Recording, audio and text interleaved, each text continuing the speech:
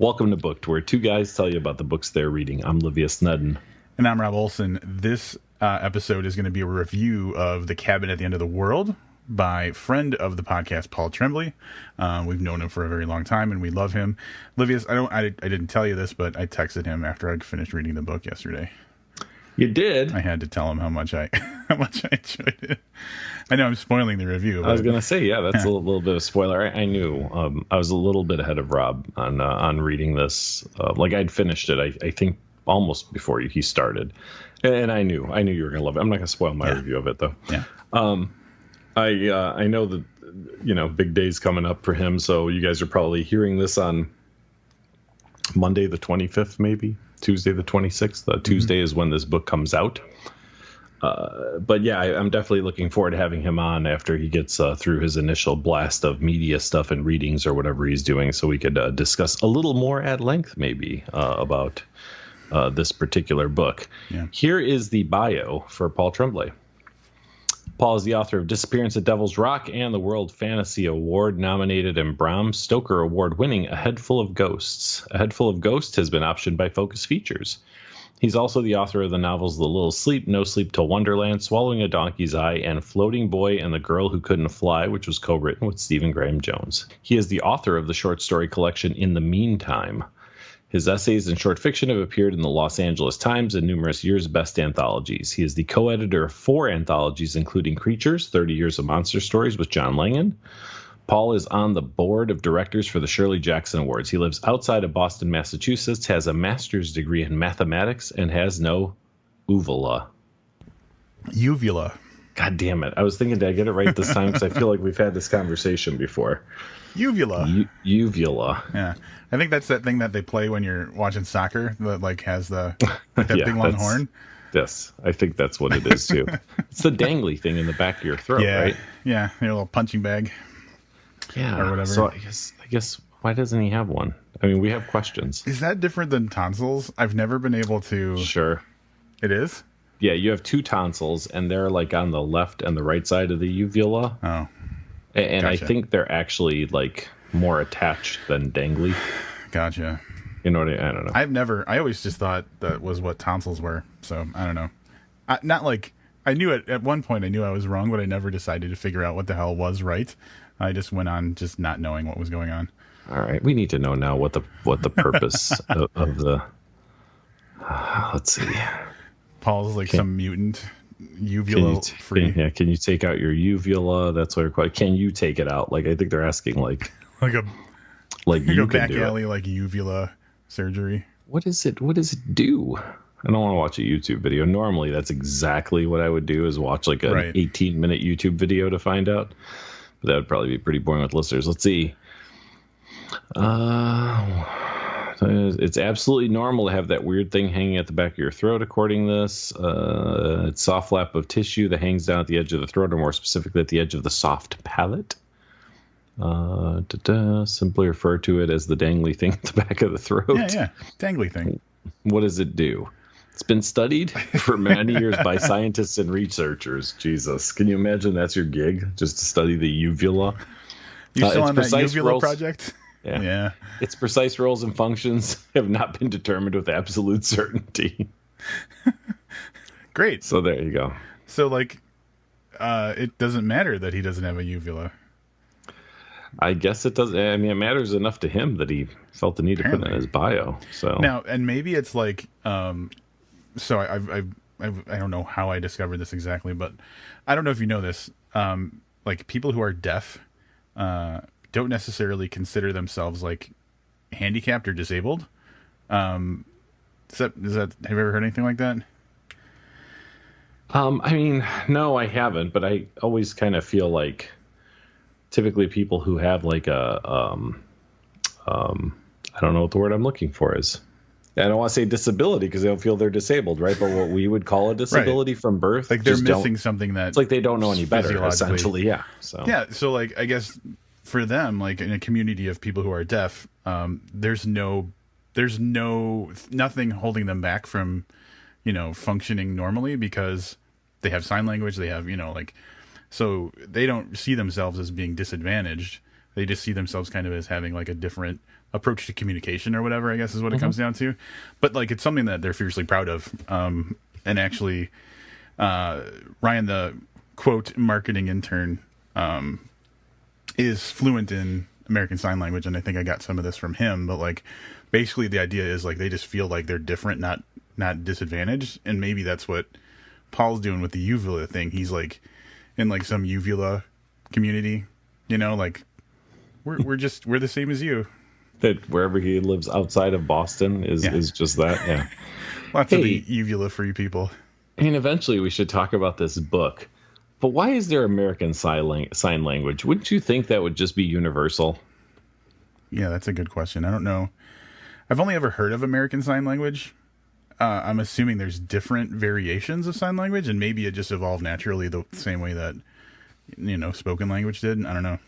Yeah, I mean, because think about how cool it would be that would be a universal language. Right, yeah. And instead, I'm not going to look this up. Let's save that for another episode. At some point, I'm going to find out how many different languages sign language is available in. Yeah. Hey, anybody that's listening that is aware, you can just let us know, too. All right, so we'll get back to the book now. I'm going to do the synopsis, and I'm going to you guys settle in, because there's a lot of words coming your way now. First of all, and I copy-pasted the entire synopsis from Amazon instead of cutting it down like I usually would, but he's been getting so much love from Stephen King, so I figured I would include what Stephen King had to say about the book, which is part of the synopsis. A tremendous book, thought-provoking and terrifying, with tension that winds up like a chain. Cabin at the End of the World is Tremblay's personal best. It's that good. And then it goes into the synopsis-ish, but it kind of rehashes some of the bio. Bram Stoker award-winning author of A Head Full of Ghosts adds an inventive twist to the home invasion horror story in a heart-palpitating novel of psychological suspense that recalls Stephen King's Misery, Ruth Ware's In a Dark Wood, and Jack Ketchum's cult hit The Girl Next Door. 7-year-old Wen and her parents Eric and Andrew are vacationing at a remote cabin on a quiet New Hampshire lake. Their closest neighbors are more than 2 miles in either direction along a rutted dirt road. One afternoon, as Wen catches grasshoppers in the front yard, a stranger unexpectedly appears in the driveway. Leonard is the largest man Wen has ever seen, but he is young, friendly, and wins her over almost instantly. Leonard and Wen talk and play until Leonard abruptly apologizes and tells Wen, "None of what is going to happen is your fault." 3 more strangers then arrive at the cabin carrying unidentifiable, menacing objects. As Wen sprints inside to warn her parents, Leonard calls out, "Your dads won't want to let us in, Wen, but they have to. We need your help to save the world." Thus begins an unbearably tense, gripping tale of paranoia, sacrifice, apocalypse, and survival that escalates to a shattering conclusion, one in which the fate of a loving family and quite possibly all of humanity are entwined. The Cabin at the End of the World is a masterpiece of terror and suspense from the fantastically fertile imagination of Paul Tremblay. All right, we're going to go over to spoiler talk now, which is where all discussion of this book is going to take place. So let's end up with back for our wrap-ups. I don't know what to say about any of this. I will say that the synopsis is story heavy. Like, it does give you practically everything you need to know without spoilers. So, yeah, I mean, I'm going to give it to you in layman's terms, right? Exactly what it says. We're introduced to this family. Who is have adopted Wen right after birth. She was a baby, and they adopted her from China. Is that correct? Yeah, they were in China, Hong Kong. Yeah. And so a little bit of it is kind of background on kind of the family dynamic and the who's who and which dad is the kind of like more laid back fun one, so you get a little bit of that. And then, we're introduced to Leonard kind of out of nowhere, just shows up on the property and immediately wins Wen over by helping her catch grasshoppers that she's going to study. And then it very quickly turns dark after that. Now, here's what I will say. I read the synopsis, which is unusual for me. And I still didn't see any of this coming. You know what I mean? Like, yeah. He does say that the group of people who we're going to talk about, needs Wen, Andrew, and Eric's help to save the world, which is a weird statement to make when the rest of the synopsis talks about home invasion, right? So like Right. it's yeah. So I don't know where else to go with that from a story standpoint. I can just say that right up front, when you go in reading a book that you know is going to be more or less a horror / thriller / suspense / whatever kind of book, and like the first like 20 pages are from the perspective of an 8-year-old girl, like that ramped up my like anxiety right away. I was like, oh God, what's going to happen to this girl? Like, I don't know, like she's so like, innocent and, just like a child because she is a child. And I was like, oh, this is going to fuck me up. I know it's going to fuck me up somehow. So it got me on edge right away. And when Leonard shows up and then inevitably the others from the group, I was like, no, I don't want them to show up because I like the Wen situation right now. So I don't know. Paul from the very beginning, just set you on edge. And, without spoiling anything, I'll say that you are on edge the whole goddamn book. And with very, very few characters, and I'm sure we're going to talk about that a little bit, but like there's basically 7 characters in this entire book, minus people who are mentioned in flashbacks and stuff. But like the actual characters who contribute to the story are, as Livius mentioned before, Wen and her 2 fathers, Andrew and Eric. And then there are the 4 people in Leonard's group that show up to try and get them to help them save the world. There's Leonard, Sabrina, Adrienne, and Redmond. Yeah, and I mean we talked about Leonard. He's kind of a really big guy and the leader without a doubt of this band of people that show up at the cabin. You've got Redmond, who's kind of an asshole, kind of a little brash, yeah, maybe rednecky kind of character. And then Adrienne and Sabrina, who really are interchangeable. Yeah. I can't. I'm trying to remember. Like, I know one of them is a nurse, but I don't remember which one. Yeah, they didn't really. Their characters weren't. I won't say they weren't fleshed out enough for the book. They were fleshed out just fine for the needs of the book. But yeah, they were kind of indistinguishable from one another. Yeah, and so essentially, the interaction between Leonard and Wen starts out very like friendly and seems like it's going okay, but like it just keeps getting a little bit worse and a little bit worse until Wen sees the other people carrying like homemade kind of weird, wicked looking weapons, and she doesn't really understand what's going on because she's like 8. But she's already feeling bad because she didn't immediately go tell her dads this person was here because she knows better than to talk to strangers and stuff like that. And so like, the conversation gets to the point where she's like, I'm going inside now. And that's when, Leonard tells him like, they won't want to let us in, but we need you. And, so she gets her dad's, tells him what's going on. And then the real kind of, there's it seems like siege-like because there's these 4 people outside trying to convince these people inside who are justifiably scared. Hey, we need you to do this thing. We're not bad people. We're not going to hurt you, but you have to let us in, and we're not leaving until you do. Yeah. The one thing I will go further and say is that I kind of expected there to be a little bit more of that, where half the book is that they barricaded themselves inside the cabin. And that the rest of the book is going to be these others trying to get in the cabin. Yeah, no, it's not like that at all. So it's not that type because there is that type of book and or movie where the whole thing is a survival game. That's not what this is, even though from the synopsis and probably from what we've said, someone could believe this is 2 adults and an 8-year-old fending off 4 adults for 200 plus pages. And that's not the case at all. There is a story that goes much, much deeper than that. Yeah. And I'm really torn about how much farther we go. I'm not, that's it. That's it. Like that's it, man. That's all we can do with this story. I mean, but that's the setup. Like there's this kind of creepy, we need you to help us save the world. And then like they're super like soft talking them between, the group outside and the inside. They're like, please, you have to trust us, blah, blah, blah. And like, so it's just this, it's not it doesn't start out like this antagonistic kind of like do this or else, or we're here to harm you. It's very much like, oh please, you have to trust us. Don't understand what's going on, and then obviously the story goes from there. Yeah, so that's like 8 minutes on this book. All right. So I don't want to. I'm not drawing parallels story wise, but like I was saying earlier with Wen and starting out with a girl in a horror story, like immediately I got like flashbacks to when we reviewed In the River by Jeremy Robert Johnson. Mm-hmm. Obviously, that story went way different, where the kid was lost fucking immediately, and it was like gut wrenching.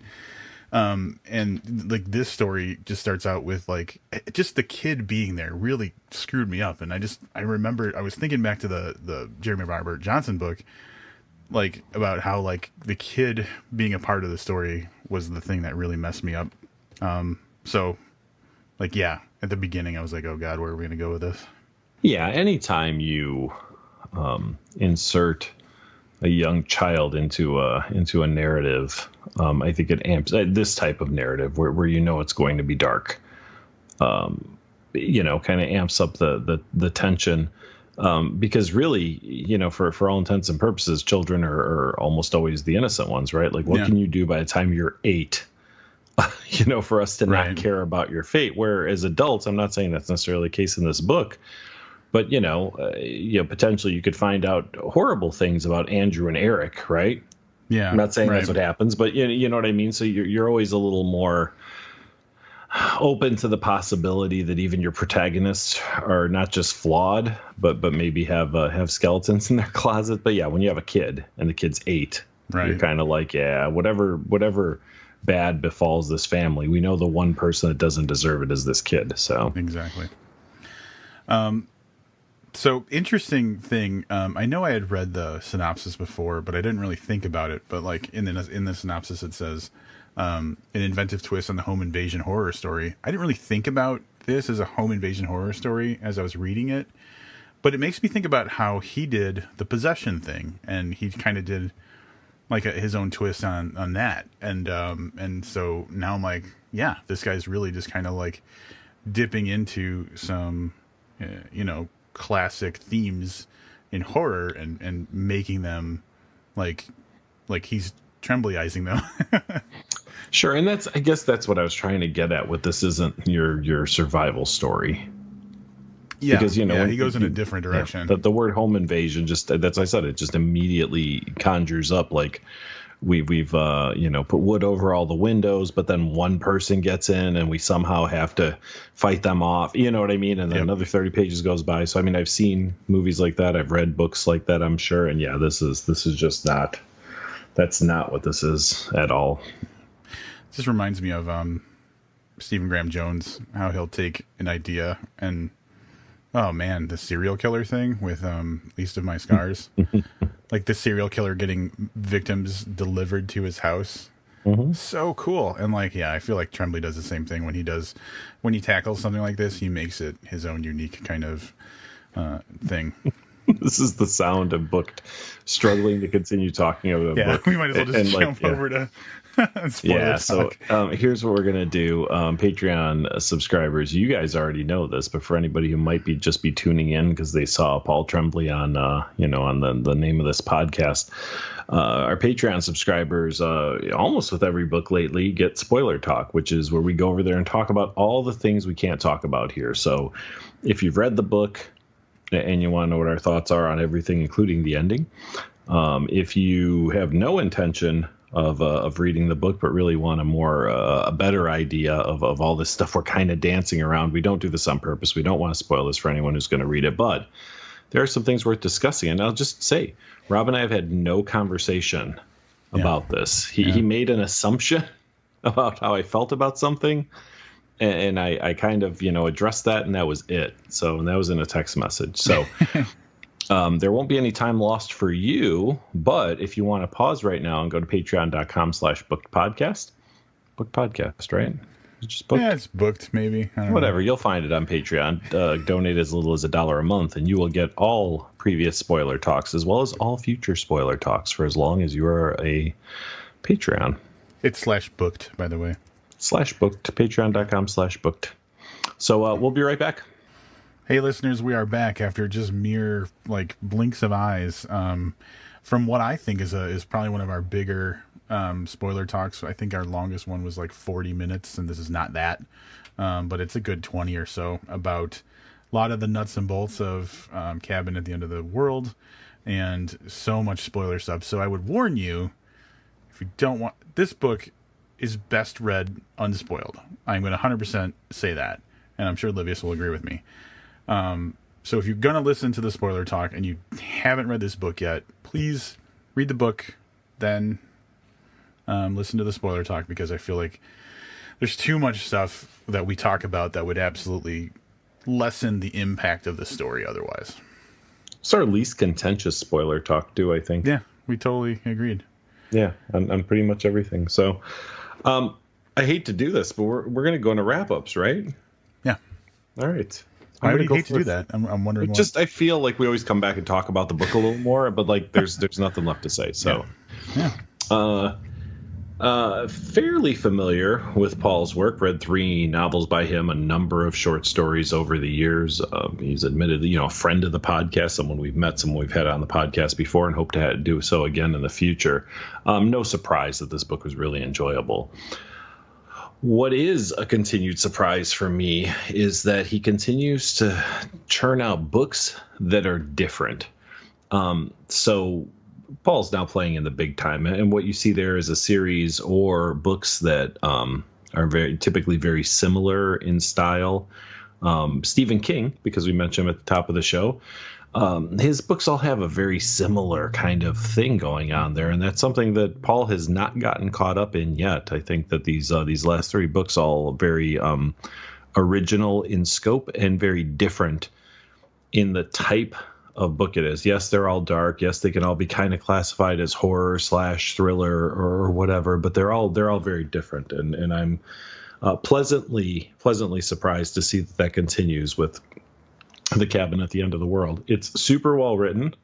It's very emotional in parts, and it's very easy, as we found out in Spoiler Talk, to kind of put yourself in that situation, in the situation of some of these characters, and ask yourself some difficult questions.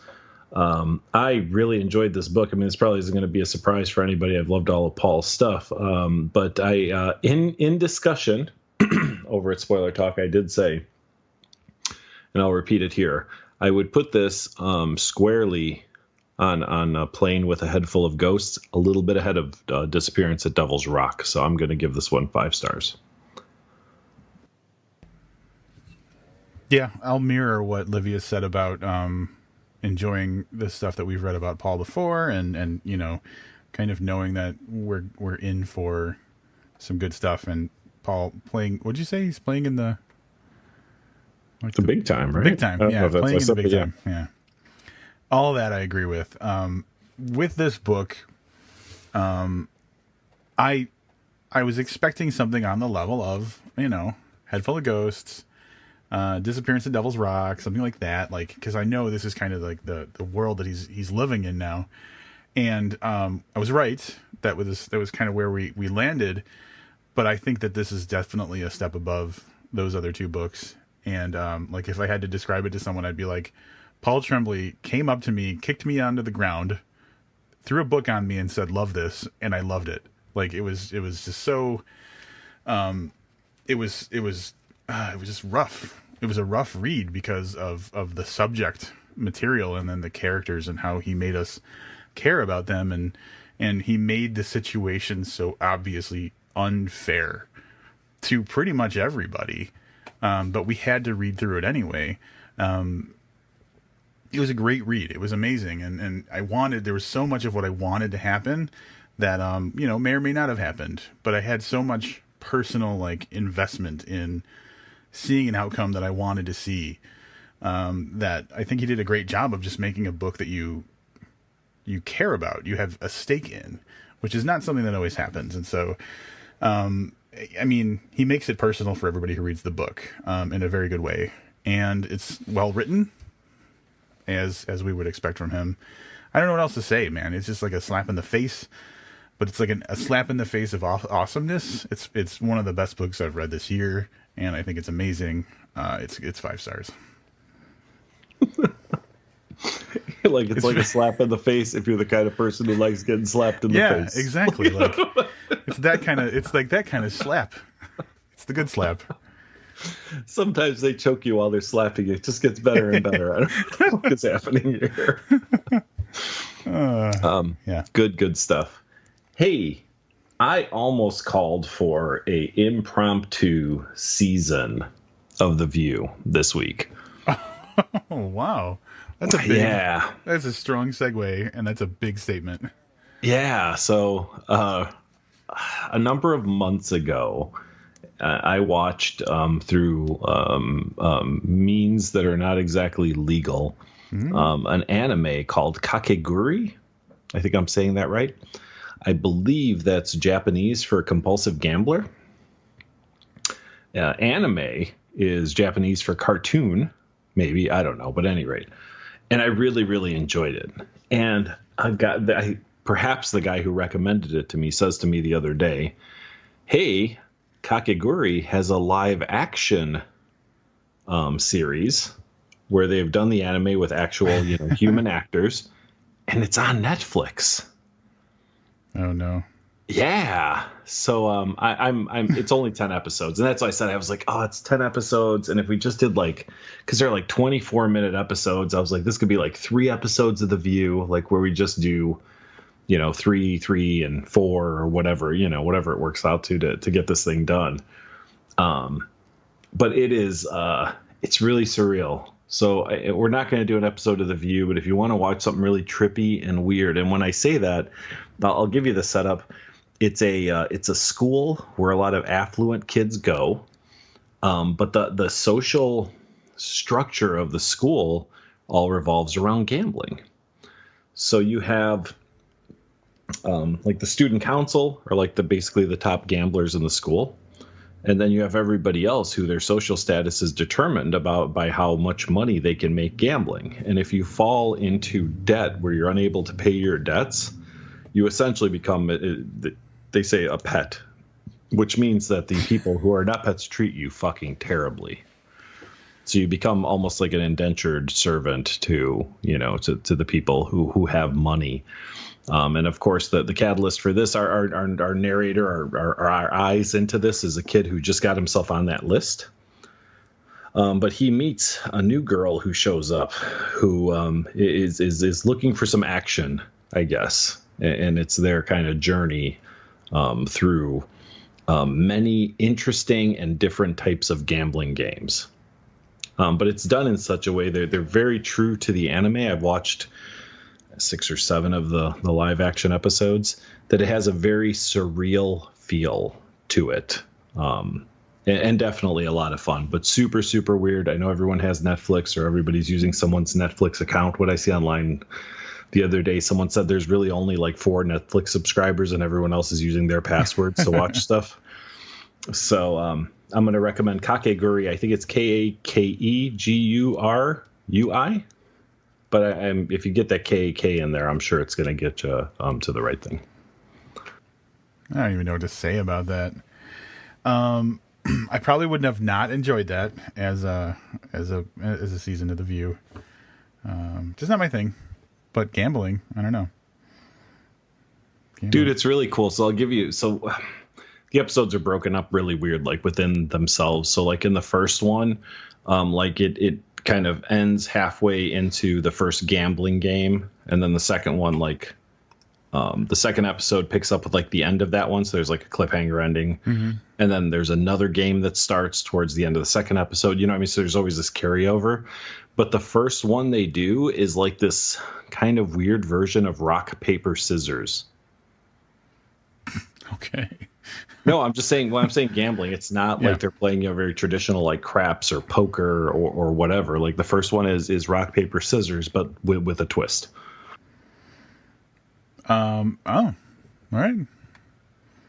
That's I'm still not on board, man. Like, even my passion for it didn't say like a little bit where you're like, he said it's like 24 minutes an episode. I should watch one and see what it's like. No, like, and I think this comes down to like, I'm sure there's times where I talk about something completely fucked up and you're like, oh, here goes Rob talking about this again. Flags, like maybe flags. Yeah. I did not do any research into flags after the last episode. That's fair. I think it's at that level, but I will. Can we segue into flags a little bit? Why not? I did get a response from Adam in Oshkosh whose legs don't work. He sent me a text message.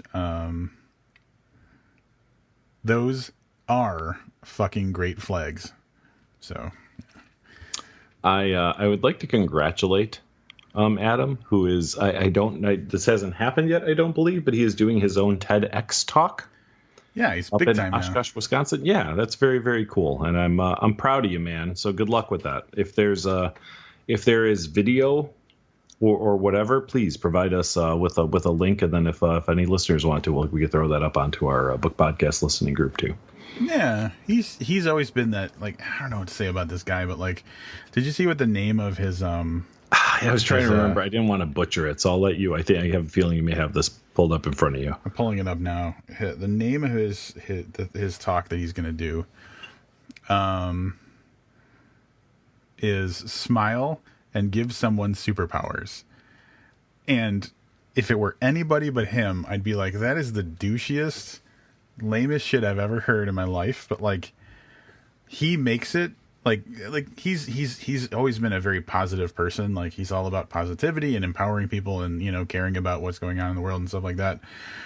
He's going to make this talk something that you're like, I want to go make someone smile. And you're going to feel, anybody else, it would be like, oh, this douche is just trying to, but like this guy, Adam's going to make it interesting is what I'm trying to say. I feel like I want to watch this, because, I have a lot of fondness for Adam. But B, I'm probably not going to smile and give people superpowers, but maybe I'll understand what the opposite of that is better if I watch that. What is the opposite? Like frowning and debilitating people or something? Pretty much. I mean, yeah. I think that's about where I'm at now. I mean, do we have to talk about that writers conference we were at? And what happened there? You gave someone a brain injury? Yeah. With your scowl? Yeah, there was that one time. I won't say who we were talking to, but we were talking to someone and it was just, oh, I know who you are. We know who you are, blah, blah, blah. We're meeting in person for the first time. And we did that whole like, oh, we should do something together because we do similar things kind of thing. And Livius is just like deadpans like, I can't remember what you said, but it was like, yeah, that sounds good or something like that. And I had to look at this person and say, I promise he's excited about this. And then like a couple weeks later, that person had like a brain injury or something. And I'm like, look what you did to this person. Yeah.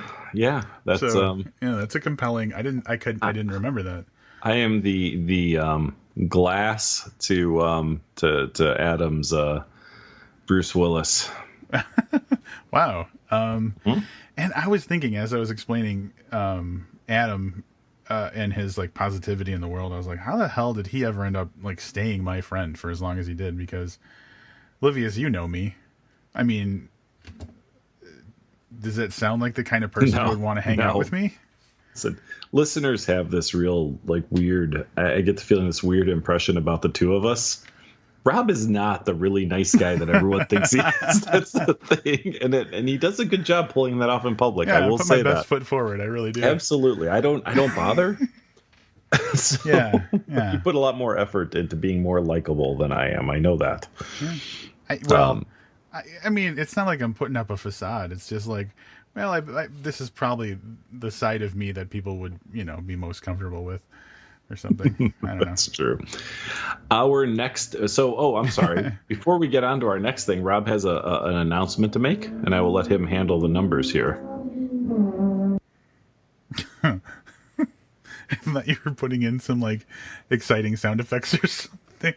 No, that's just this is probably the fifth time I've muted my mic. This episode, in case this stays in, the sound of motorcycles. For anybody who doesn't know, I do this show from Sturgis, or at least that's what it sounds like. Yeah, wow. Yeah. I travel to South Dakota once a week to do this podcast, just so the listeners can hear the motorcycles barreling past my place. Yeah, that's. I was excited that we had some great sound effects for leading into my key page update, which is this is a triumphant moment for 2018 for the podcast because, as we talked about in a previous episode, we were on the brink of topping the total page count of 2017. And we have now done that. So in 2017, we read a total of, I think, 18 books for 5,312 pages. And now that we've finished Cabin at the End of the World, we're at 17 books, 5,436 pages. So we have beat all of 2017 within the first half of 2018. And more to come, but not starting next week. No. Yeah. That milestone, we could have just continued to barrel on, and we decided, nope, fuck that. Yeah, hit the brakes on that. I will say that I spent a lot of time. Apologies to anybody who got a barrage of like Facebook notifications or something. I don't know if that happens when I update Goodreads, but I went and I updated the booked Goodreads account and my personal Goodreads account for everything that we've read and reviewed up to this point. And there was a lot. So apologies if you got 35 notifications about us rating stuff on Goodreads. It had to get done. Had to do some house cleaning. Had to catch up. Rob took a week off of work to update Goodreads. I did. I took a week off of work. Read 2 books. Read updated 2 books. Goodreads. I mean, yeah. It's real productive. Real productive. So now we're going to relax for a week. We're still not 100% what the next episode is, so I hate to tease something that we've been talking about for a long time in case we don't go this route. But a much-mentioned episode could finally be happening next week. And I'm not saying that to build excitement or to vague, but I just don't want to say it and then have us next week be like, hey, we're going to interlude and talk more about fucking weird anime shows and flags, which is also a possibility. But after that, we're going to review... not a first, really, a second at least. A book by a musician, but this time that musician is maybe more than one musician. Maybe it's multiple musicians. I'm not really clear. Yeah, it's a little ambiguous. Paul Tremblay would love it. The ambiguity here. Oh my God, I went back to the Residence official site and there's a different graphic that's equally as disturbing. So I don't know which one you saw earlier. I saw a guy with a skull mask on, chopping up meat or something. Oh, I saw a heart that has comes open and you see brains underneath. Oh no, then there's a third one. This is a creepy baby with a chattering mouthful of teeth. Keeps starts off really small and gets bigger as it's coming at you. And it says blood bait behind it. Yeah, so in case anybody wants to know why I'm on the Residence official website, the Residents have written a book. They are a band. Hold on. I will provide some background music in case you had never heard the Residents. Oh, you're gonna play some music. I don't know if that's what I would call this.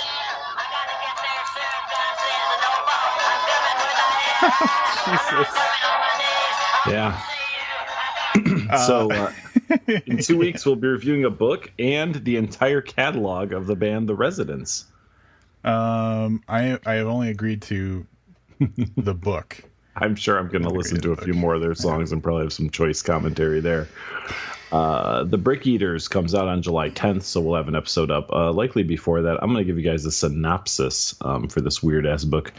The Brick Eaters is an absurdist buddy movie of a story featuring a very tall and young internet content screener teamed up with an aging career criminal whose primary companions are an oxygen bottle and a .44 Magnum. After a short crime spree cementing their unhinged partnership, they work together to prevent a middle-aged lottery winner from polluting the LA water supply with massive amounts of fluoride. Their adventures unfold via a wholly unreliable alcoholic narrator desperately avoiding the reality of spousal abandonment. How could you not read that? Yeah, that's God damn it! I went back to their page. That fucking baby's there. Do not go to the Residence page. There's just creepy shit. I saw a different thing this time. It was a guy who had a big grin on his face, but the grin was way too big and his tongue was flapping around. Doesn't look cool at all. I'm trying to find out because there were some questions based on the some things Rob had seen in the bio. I was trying to find the list of members to see how many people are presidents. Did you look on Wikipedia? That's where I would go. Hey, this is weird. All right, so this might bear some discussion maybe the week of the episode. Much of the speculation about the members' true identity swirls around its management team. So we don't know who these people are. That's I'm really guessing. weird. I'm going to have to read more into this, but I don't... That leads me to believe that we're not really sure who the people are. Yeah, that's what I'm getting too, huh? Les Claypool and Gerald Casale, who's from Devo, and Les Claypool is from Primus, have both been accused of being members of the band. Well, as a Primus fan, I will tell you that they are heavily influenced by the Residents. Like, they mention them in songs, and they have covered songs and stuff like that. So that's adding fuel to that fire that nobody cares about. All right. Well, I care exponentially more now that there's some mystery behind it. Yeah, so a little mystique. That, and we probably are doing a Megan Abbott book in July, and so on and so forth. And we'll continue to do this until people stop listening, and then for probably an uncomfortable amount of time after that as well. What a weird way to kind of wind down this episode. I don't know. That's you were like last episode you did that too. You're like, we're gonna go. Hey, do you remember that? No, I don't. You were just like talking, and then you're like, well, we're gonna go. Do we have more to talk about? I'm happy. I have nothing else going on. No. I think that was, aside from the like morose kind of like downturn that you kind of like led us in. I'm gonna say that I'm gonna heavily push for the special episode being our next one, the one that Livius doesn't want to talk about just in case it doesn't happen. It's not the thing that I care about, but I've been pushing this one for a long time. Livius, this is like his wheelhouse, and he's just never dedicated to it. So I don't know what's going on, but I'm gonna really push for that to be the next episode. All right. Thanks again for listening. I'm going to try to bring this up a little bit. Thanks for being a great audience and allowing us to bring this to you every week. I see it's just not me. I'm not going to be creating any superheroes anytime soon. I know. You're not making anybody smile. Go watch that Bukkake show or whatever that Livius was talking about. Yeah, that's not what it was. All right, we'll be back next week. Until then, I'm still Livius Nedden. And I continue to be Rob Olson. Keep reading.